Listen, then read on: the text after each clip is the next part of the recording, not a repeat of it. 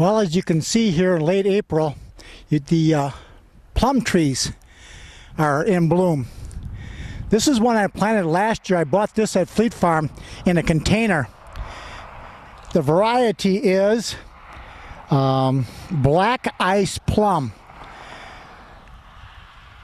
Well, I don't like the fact that these plum trees blossom out so early in the season because it's not done freezing yet. The average last frost here in this area of Wisconsin is the middle of May. So I'm always worried about these things blooming out so early. I worry about there being enough insects for doing the pollinating and the fact that it freezes. Well, let's go take a look at my second one that I planted last year. This is a variety called Toka. Its blooms are a little farther ahead than that black ice we just took a look at, but it sure is full of a lot of them. I do see some small pollinators flying around here, so hopefully they'll do a good job. We have one other plum here we'll take a look at. Well, actually we'll probably look at all four of them today. One more big one that's out in full bloom. As you can see, this one's much larger than the other two we just planted last year. Every year it's been loaded with all these blossoms, but I don't get any plums off of it. Hopefully it won't freeze, and hopefully with cross-pollination with these other two that are in bloom right now, we'll have more success and get some more plums out of it. This is the first plum tree that I planted a number of years ago. This is a Stanley plum. It has produced quite well. We've got a lot of plums out over the years. And you see how it's leaning off here to the right because one half of the tree died and I cut it off. Hopefully these branches that are extending out toward the left will fill it in later on. You can see, of course, this is not budded out yet. It's not flowered out yet, but I can see that they're getting close to breaking out. Well, cross your fingers and hope for the best here. Hi, today we're in Randolph at Jung Seeds. We're with Dick Zondag. What are we doing today, Dick? Well, we're starting to put some of the plants into our square foot garden, and I think even in a regular garden, now that we've had a few days of dry weather, the soil has dried out enough that you can get in and work the ground and not ruin the soil texture. You know, one of the ways that you can tell if you're ready to plant is if you take a handful of soil and make a ball out of it. You press down on it. If it falls apart, it's ready to plant. If it's muddy and sticky, forget it. You know, you don't want to ruin the texture of the soil for the whole season by starting too early. So, and what are some additives that gardeners could use to put into their soil to make it lighter and more easy to work, make it easier to work with? Right, composting is probably, you know, I think of all the things that the organic gardeners taught us, composting is probably the most valuable thing because you can take the grass clippings, you can take the leaves from last year, you chop them up, put them in a compost pile with the compost starter and a little bit of nutrients, and by spring it's ready to go in the garden. So you just spread that on top of the soil and you work it in 6 inches, and you know, by adding that compost to your soil year after year, you get the most beautiful soil to plant a garden in. And you do composting here? Yes, we do. Yeah. Yes, we do. We have a pretty large compost pile because when the village collects all their leaves in the fall, we have them dump them out and back. It's closer than, you know, anything that they've got. So we dump them out and back, and we turn them every once in a while, and then after a year being back there, we put those on our nursery fields. Do you add anything to the pile, or you just... Yeah, no, we put nutrients in the pile. We use a high nitrogen fertilizer because that's what gets the microorganisms busy at breaking down the cellulose, which is what's happening during composting. The microorganisms in the compost pile will become very active and start turning that pile of leaves into beautiful compost. And the way that they do it is they eat up the cellulose, and what's left over is the compost. And do you ever take a temperature of the... We don't, but you know, when you turn the pile, if you see steam coming out of it, you know that the compost is working well. If there's no steam coming out, then there's a couple things that might go wrong. It might be too wet. The microorganisms like to have a moist but not a saturated condition. There may be a lack of nutrients to make them work, and you just turn the pile and add some nutrients to it, and away it goes. So composting. Yeah, excellent. Yeah, we work with the street department in Randolph, and they bring all of the leaves that are collected in the fall out into the nursery, and we pile them up. We inoculate the piles with a fertilizer. This is last fall's contribution to our compost pile, and we'll be turning this very shortly, adding more fertilizer to it to get it decomposed. We will not add this kind of leaves because they're not decomposed enough. Okay, behind me is the pile of compost that we'll be adding to the nursery this spring. We try to have the compost at least partially decomposed before we add it to the soil, because if we don't decompose it enough, it takes a lot of the nutrients from the soil to do the decomposition. So we want it pretty composted before we add it to the soil. Do you know how old this pile is? This pile is probably 3 years old. So you can show us right now. Yes, we have 4 what are called square foot garden in the front of our garden center here in Randolph, and I started doing this about 8 or 10 years ago. I'd done a seminar in Minocqua with one of the people from the Square Foot Gardening Foundation, and I'd never done it before, and I found out, it's just really, really easy way of gardening. So I do all my carrots, I do all the onions and some of the other things in my square foot garden now. And I leave the regular part of the garden for the bigger vegetables like beans and corn and things like that. Okay. I also do straw bale gardening, which has turned out to be a real fun thing too, where you take bales of straw and set them on end and treat them with a high nitrogen fertilizer, and there's a regular schedule that you follow. And if you want to find that, if you go to jungseed.com, in the gardener's corner, there's a section in there on alternative gardening, and it has the whole formula on how to inoculate the bales so that they're ready to plant in about 2 weeks. Okay. So what are we planting right now? Okay, so the square foot garden has basically an organic soil. Mel Bartholomew, who passed away last year at the age of 91, developed this system back in the 90s, and he was actually on PBS, and I knew of him, but I thought, square foot gardening, it can't be as easy as that. Well, I found out it was. And so you have to use his, when I came back, I mixed up the formula that he uses. You can buy it in bags. We have it here in bags, but it's a little on the expensive side when you do it that way.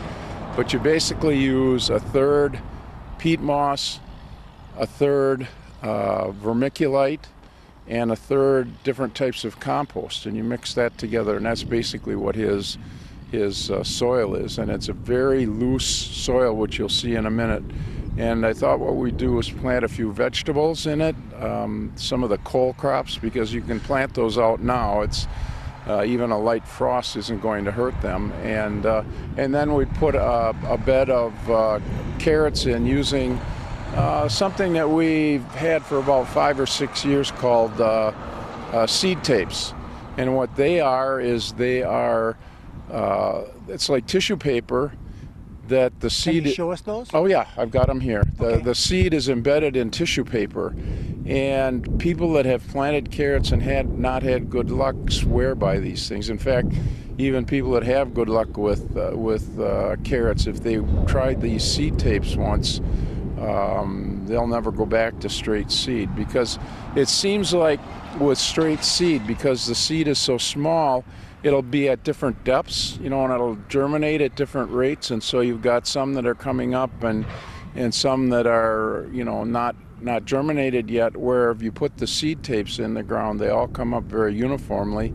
I always put a few radishes even with the seed tapes because they come up very fast and they'll mark the row so that you can keep the area around that row weed free. But doing it in the square foot garden, which I have a deeper depth of soil in the fall, out of that 4x4 bed, I took 2 bushels of carrots last year, and they were all about that diameter and about as deep as the soil, and you don't even have to dig them, you just go and pull them out. So we're gonna show you how to do that today. Okay. Planks, or the cedar boards that fit into those corners, are dovetailed the opposite way, so you just stick them together, and you can see we've got 2 gardens, but you can keep going all the time. The other gardens, the other 2 that we have here, we constructed ourselves. You can just nail them together using treated lumber, of course, because if you use regular lumber, it may last 6 to 8 years, and then the wood will be rotted. So, but what we do is we cordon off the garden into 1 foot by 1 foot sections, and then Mel wrote a book on square foot gardening, and he tells you how many vegetables you can plant in each square foot. It's different for beans, it's different for radishes, it's different for beets. Basically what I'm going to do with this square foot garden, because it's right next to the road here and I want it to look nice, is I'm going to plant all coal season crops, which you can do right now. It's April 25th, and there's still a slight danger of frost, and these plants will handle the frost. The Saturday of Holy Week, I planted the onions, which are in the other bed, and I planted all that whole bed full of onions, and by next fall I'm going to have 2 or 3 bags full of onions, because the onions love this fertile soil, which is part of the secret in the square foot gardening. But they'll grow, and you'll get onions that size pretty easily. So what we do is we just simply have got the marks, the 1 foot marks here. So these are actually seedlings that we sell through the mail. If you order seedlings from Jung's through the mail, this is the size plants that we have. So it's about a 1.25 inches by 2 inches deep, and I just removed one of the plants because I only want 1 plant per plug. And what are these? This here is red boar kale, and so you just dig a nice hole there and you plant the plant and you firm the soil around it. And because this has red leaves, you can see from the seedlings they have a very serrate leaf. It makes a very good corner. So I'll plant one there, and I'll plant one here. And you're planting them below the... Planting them so that the bottom leaves are right at soil level. You can do that with most plants, or? Yeah, and with tomatoes, if you've got a real tall tomato, what you do is you dig a trench and you put the tomato in the trench, and then you just lay it in there and bring up the last 2 or 3 sets of leaves, and the plant will grow. It'll root all along that stem. The only exception to that is if you're growing grafted tomatoes, which we also sell. The graft is only about 1 inch above the soil level, and in order for a grafted tomato to work properly, that graft has to stay out of the ground, and the plant cannot touch the ground anywhere, because if it roots, if it touches the ground, it'll root. And part of the benefit of the grafted tomato is that the rootstock is very disease resistant, and it's also very vigorous. And so the heirloom tomatoes like Brandywine and Boxcar Willie and several of those that are very susceptible to some of the soil-borne diseases, if you plant them from grafted tomatoes, you can avoid those diseases. But you have to be careful that the plant doesn't touch the ground in any in any way. What's the advantage of planting your tomato stems in a trench rather than just a deep hole? They'll root all along that. Now this is with seedling tomatoes where you're not grafted.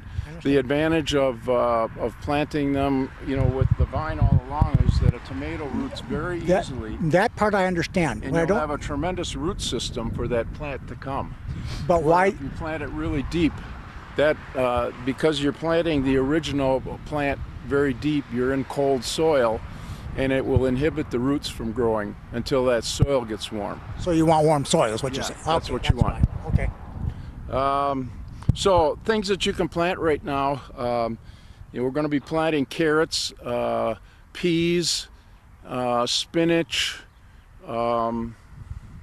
I think beans and those sorts of things you want to wait until the soil's a little warmer. You can actually plant your tomatoes and peppers right now if you go out and cover them, if it's going to go below freezing. A lot of people will put down black plastic and then they cut an X in the plastic because the black absorbs the heat and it'll heat the soil up. But if it's going to go below freezing, you've got to somehow cover them. And just a blanket or a piece of plastic, something that keeps the heat from escaping from that soil. And there's enough heat stored in the soil that it'll keep the plant from freezing. So you can plant tomatoes and peppers right now, but you got to be careful. And if you think that the temperature is going to go below, I would say below 35 degrees, because they're on the ground. 35 degrees up in the air might be 30 degrees down at the ground, because especially on calm nights, the air stratifies and you'll have colder temperatures at the ground than you will, say, at chest level. Okay. What's next? We're going to show you what seed tapes are. Okay. And I'll finish planting the rest of the cool crops when you're gone. Okay. Okay. Okay. We're over by the third of the 4 square foot gardens, and we're going to be planting this bed all full of carrots. We're probably going to have 12 rows of carrots in this 4 foot square garden. The reason you can get away with that is that the soil is very high in nutrients, and we have an automatic watering system here that we use for the rose garden, and we've also hooked the square foot garden on that, so it gets watered every morning. And because the soil is really loose, you can't oversaturate it. With a regular garden, you would never want to water every day. Okay, so what we have here is a seed tape, and what this is it's sort of like a tissue paper where the seeds are embedded in the tissue paper. And so there's 3 rows of seed, and there's approximately 5 feet of seed in each one of these. And so you just carefully unroll it, and you make a kind of a trench with a board or with something, and you've got a trench there. And then you take the seed tape and you put it down on one end, and you basically cover it, and then you just unroll it until it's, we've got a good amount of wind, so we're going to cover it in a couple different spots. And then you just unroll it.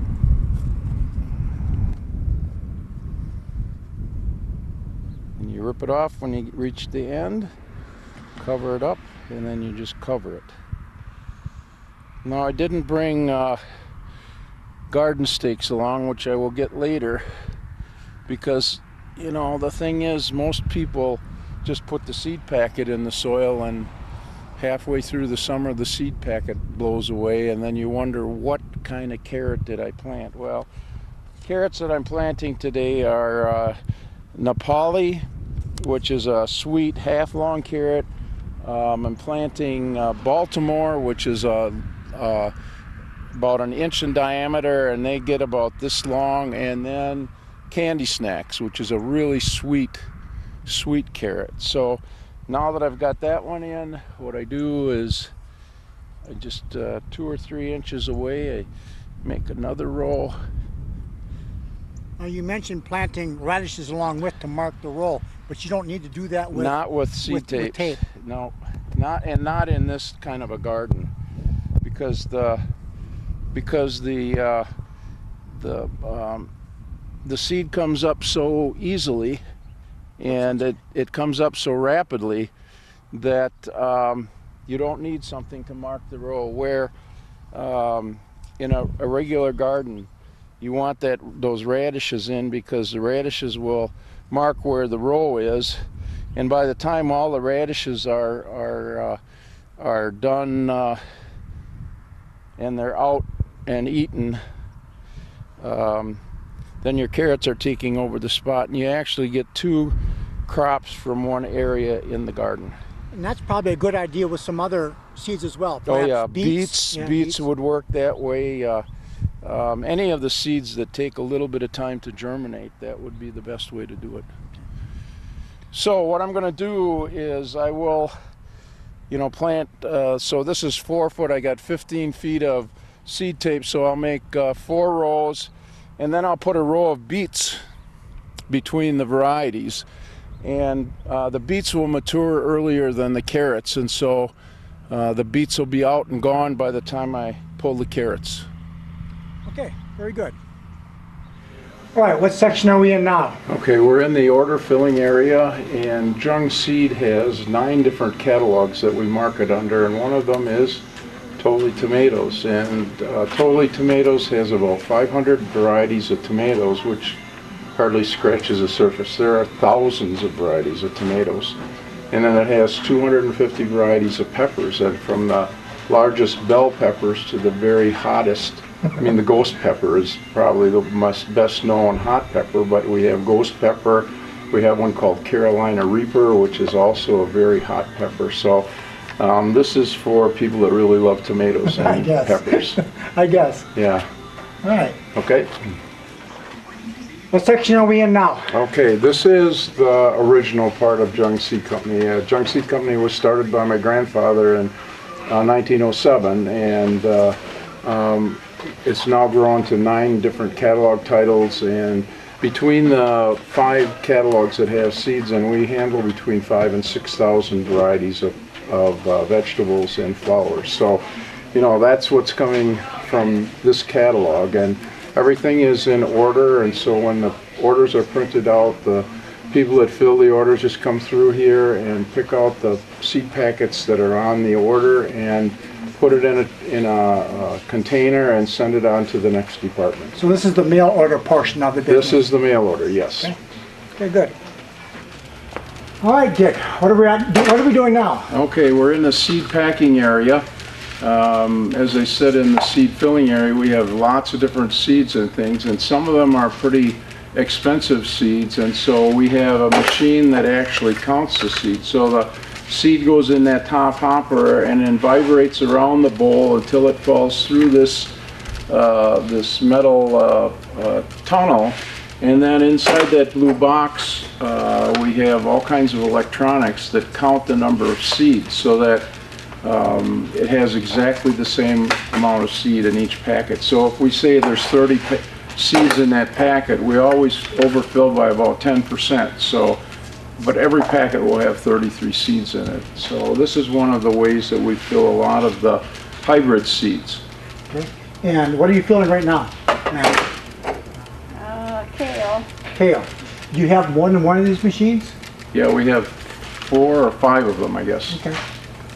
Yeah, we have 5 of them like this, and then we have a super duper seed counter that counts like the HPS packets that have 500 seeds or 1,000 seeds in a packet, and they can do like 4 packets a minute with 500 seeds. And, it has lasers in it that just count, that go back and forth, and it tells you exactly how many seeds are in that packet. So it can be 500.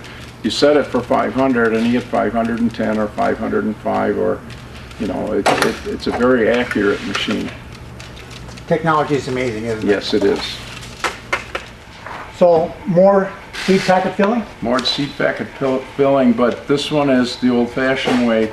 And we have different size scoops, you know, and if it's a seed that isn't quite as valuable, where you know you can afford to put a little more seed in, we do it by scooping. And this particular seed we're doing by weight. So what Faye does here is she every once in a while will put the seed in a you know, on the scale, just to make sure that we have the right amount or the right weight of seed going in the packet. Mm-hmm. And what are you filling? I am doing beets. Okay. Okay, right now we're in the seed vault. This building was put on about 4 years ago, and we keep the temperature in this area 50 degrees year-round with as low a relative humidity as we can. We keep pulling the water out of the air, and that way the seed is not aging at all. And so all of the 5,000 to 6,000 varieties of seed will be in here. We try to have a year's worth of inventory when we start a season, so that you know, we have plenty of seed to fill all the orders that we get. Okay, here we are at a checking station. The orders is completely picked, and what our checkers do is they take the picking slip, they shoot the barcode on the slip, which goes back to our server, and then the barcodes that are on the packets are read, so that we're sure that what the person ordered is what they get. And so when they're done, it shoots out another barcode, which is the mailing label. The orders have been checked and are placed in a box, and then they come down the line here. We put in the air pillows, and then the top is closed, and it goes to our post office.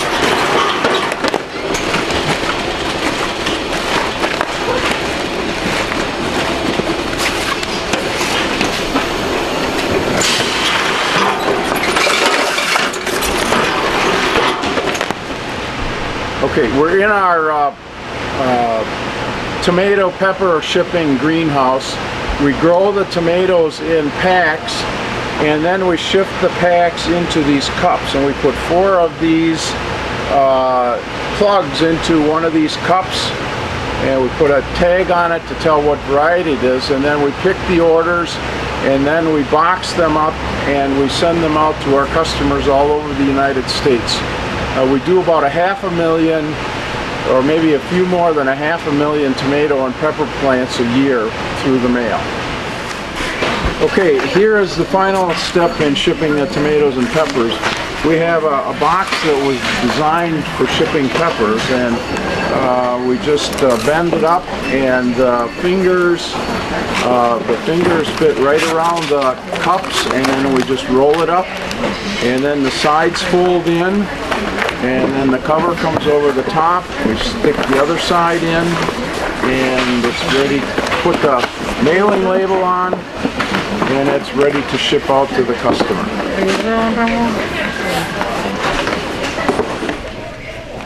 Okay, here we're preparing perennials to ship through the catalog. These are some daylilies that were grown last year. We dug them in the fall and froze them for the winter and kept them. And now we're cleaning them up and getting them ready to ship to our customers. So they'll be going out and producing nice plants for our customers.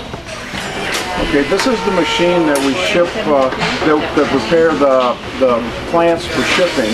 The perennials that Jackie was cleaning in the other room are put in the bag here, and we put a little bit of peat moss and the wood shavings around it.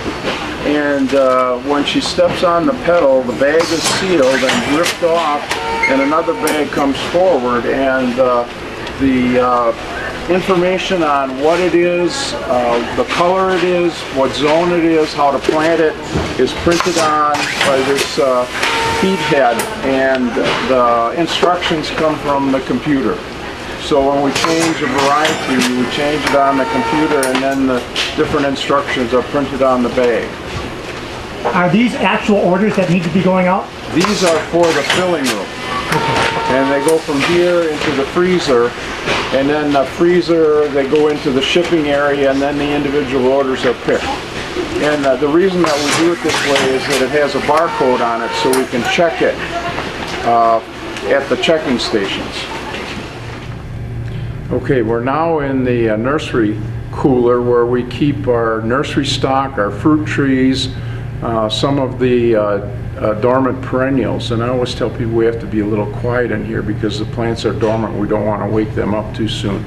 But the plants are covered with sphagnum moss. We water them down so that the roots stay moist, and then they're in the wintertime. Part of our job is to grade the plants and to label them so that when they go into a package to our customers, the label tells them what it is. And so they go from here to the filling area, they pick the orders, they tie them up, they put them in neat bundles, and they put them in a box, and they go through the mail to our customers. Okay, here we are in my favorite spot in the whole organization, the greenhouse.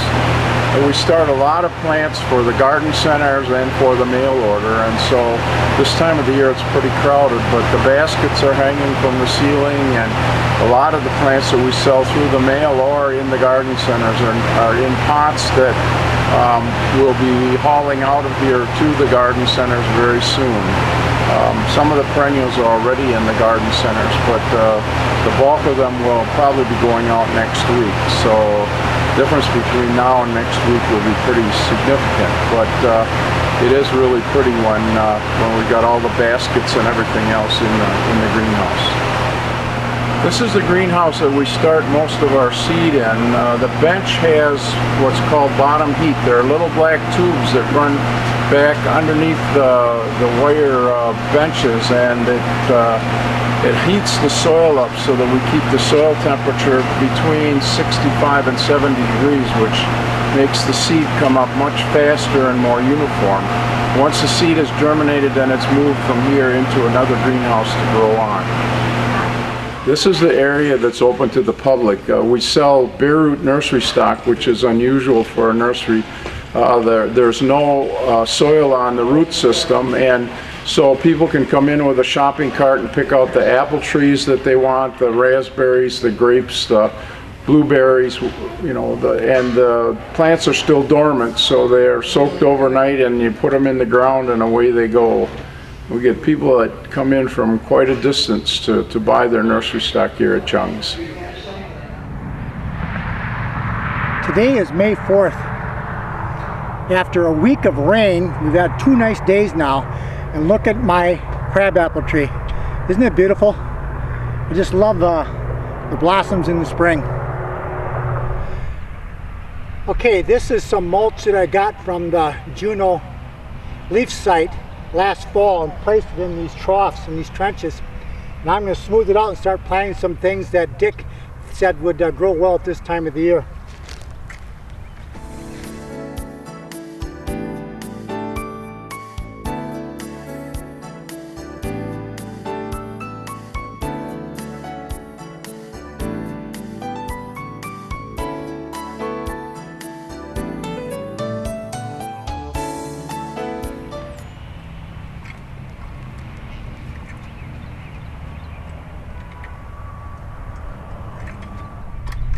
Try to do what Dick did with his square foot garden here and make some troughs with the corner of this board. Make nice straight lines, nice straight rows, the board, and should get an even level of depth. And the first thing I'm going to plant is carrots. I don't have tapes like Dick had, so I'll have to be real careful with these small seeds. See if I can't space them out decent.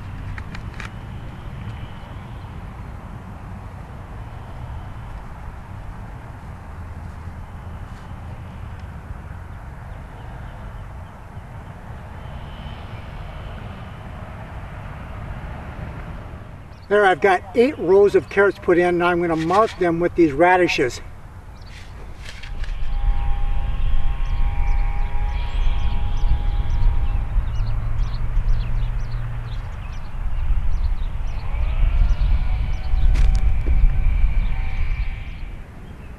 Now I've made a row right along here, along this edge, where I'm going to plant spinach. This is a variety called Avon.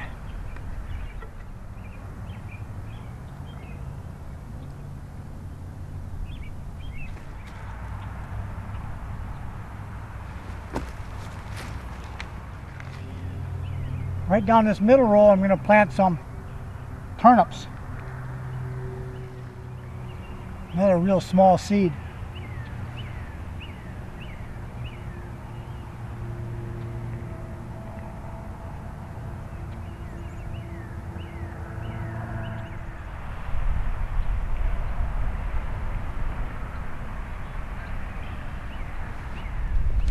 Now in this outside row, I'm going to plant some sugar and peas.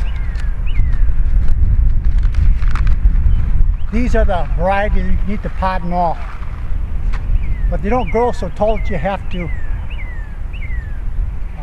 stake them up or fence them up, put them in an arbor. They're relatively short. They do hang over some, but they're a little bit less work.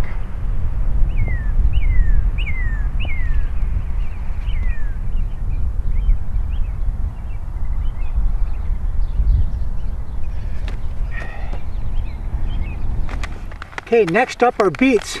This is a hybrid variety called Red Ace. I don't think I've ever tried this one before. Well, let's see what it turns out.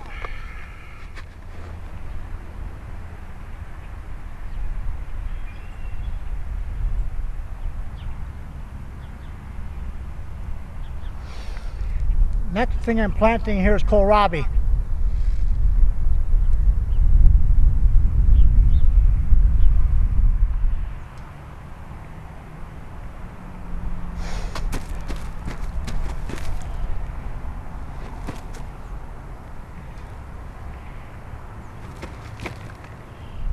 Got a variety of radish here called German Giant. I planted them last year and they get really large and not get woody. They're not overly hot either. I really like those, so I made sure I got some again this year.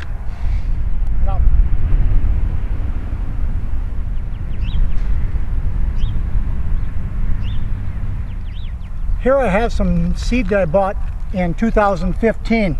It's a lettuce gourmet mix, it's called. Bought this from dollarseed.com.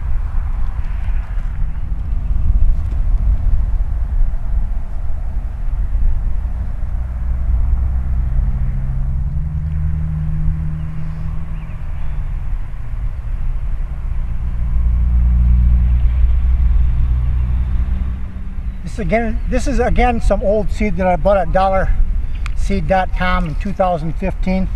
It's a broccoli called Waltham 29.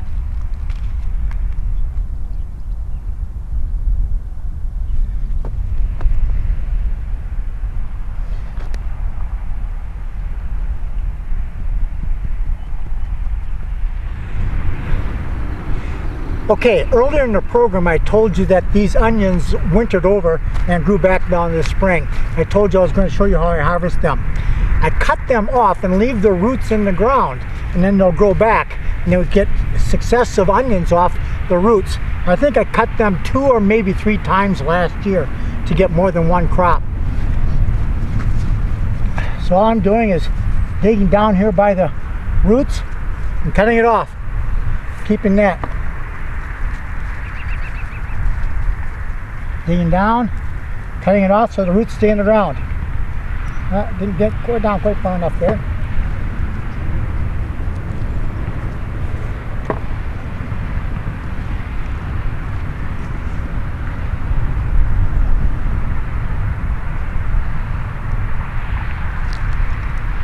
I like to use a small, thin-bladed paring knife to get down in there.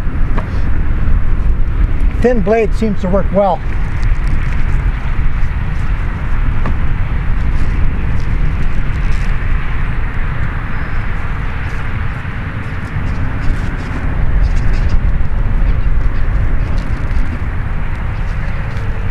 There, now we'll have some onions for tonight. So smooth it over, and hopefully those roots will come back again. So that's how it's done.